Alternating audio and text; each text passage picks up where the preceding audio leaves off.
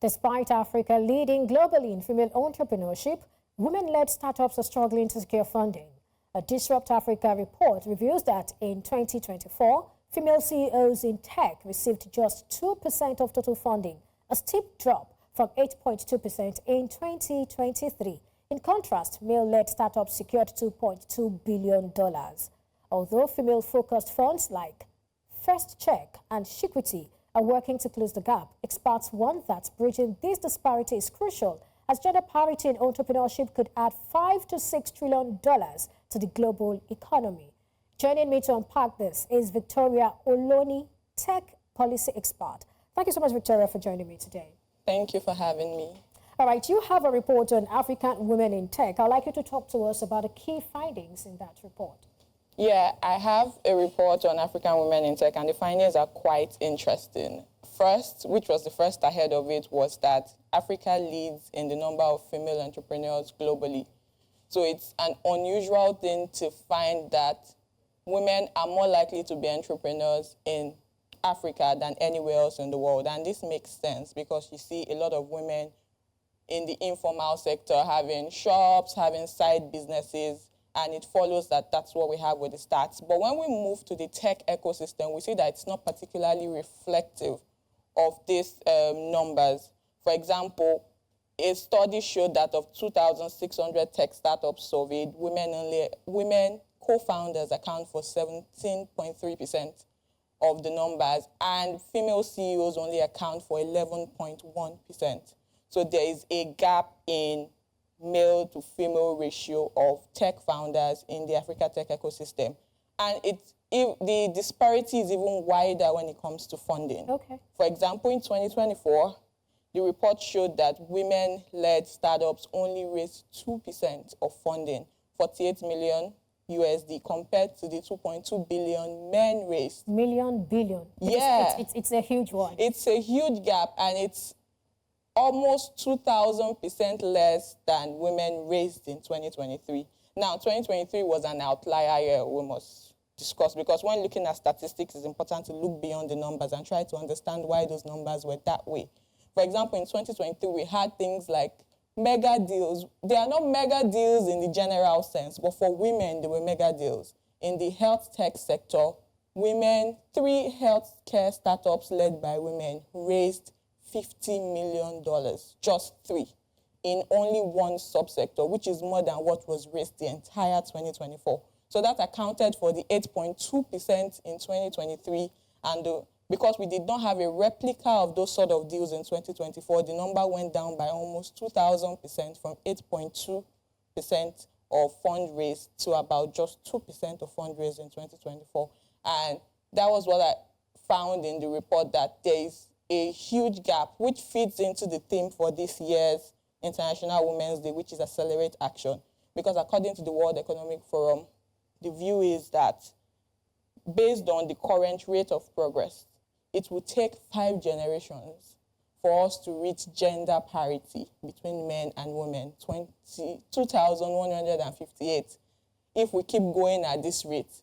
Because if we keep having 2%, 3% of funding in the tech sector, it's going to take forever. We may not be here long enough to reach gender parity, and that's what my report found.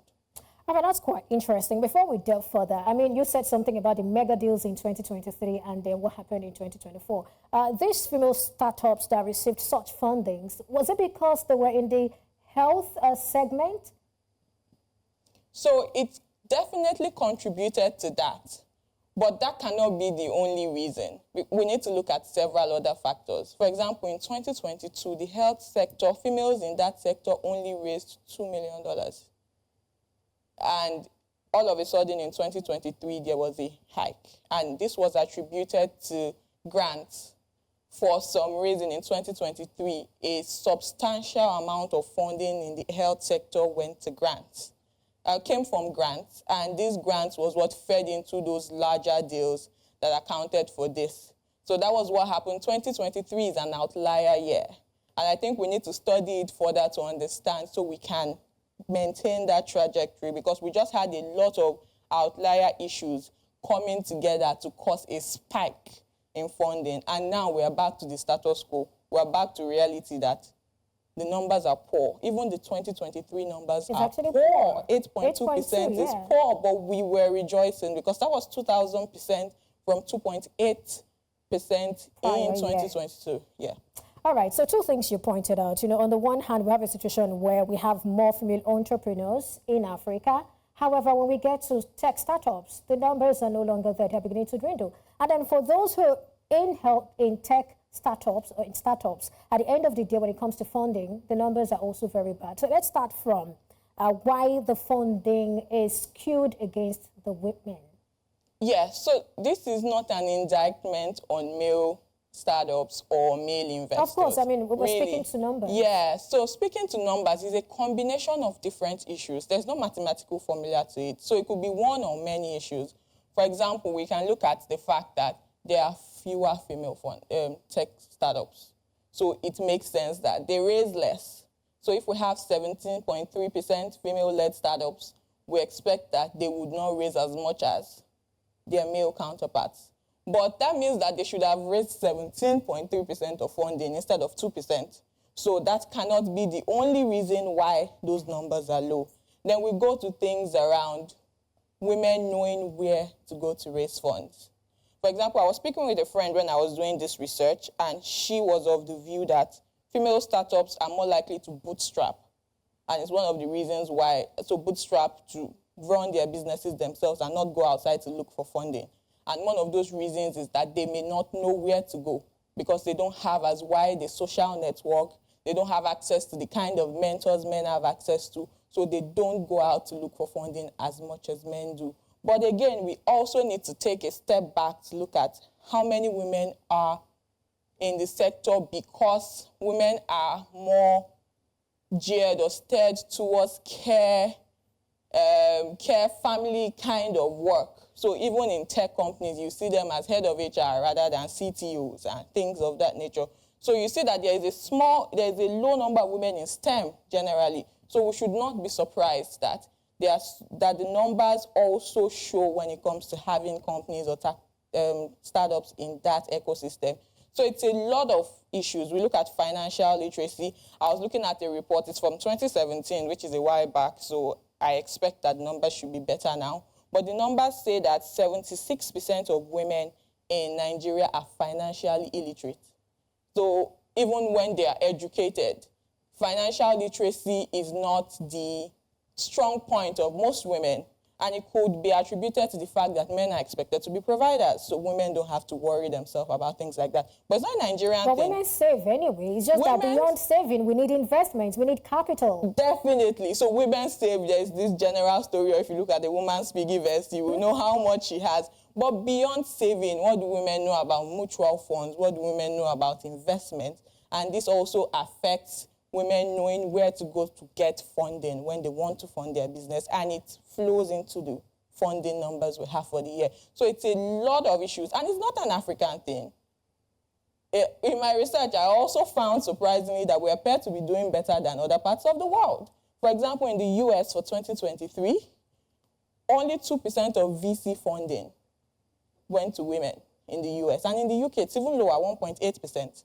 And when you look at fintechs, 3.2% of fintechs are women-led in Africa. It's twice the global average, which is 1.6%. So for once, we can say we are leading here, even though the numbers are sad. So it's a global issue, and we should all globally tackle these issues because, of course, it goes beyond national borders. So how do we accelerate action? I mean, that's the thing for International Women's Day. Yes. How do we accelerate action?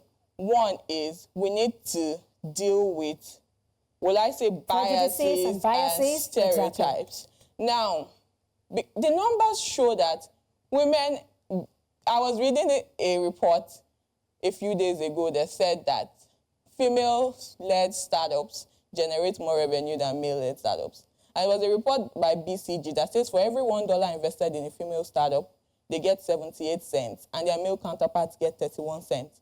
So we need to get the word out there that supporting women in tech, supporting women in business, in the economy globally is good for the economy. Women are good for the economy. A World Bank study showed that if we let women build and grow businesses, we're going to see an increase of $5 to $6 trillion in economic output. And a McKinsey study shows that within a 10-year period, we can see $12 trillion added to the global economy. So what are we saying? So even if one will bring it back home to Nigeria, we see that 48% of the GDP comes from small businesses. And we have established at the beginning of this interview that women do more small businesses than men. So there are facts that show and numbers that show that women should be empowered, women should be supported. Okay. We should have more startup funding for women tech founders. I know I cut you short right there, but we have to go. Thank you so much for your thoughts. Thank you very much. And I hope that we'll have this conversation and some other ones with you some other time. Thank you very much. All right, thank you.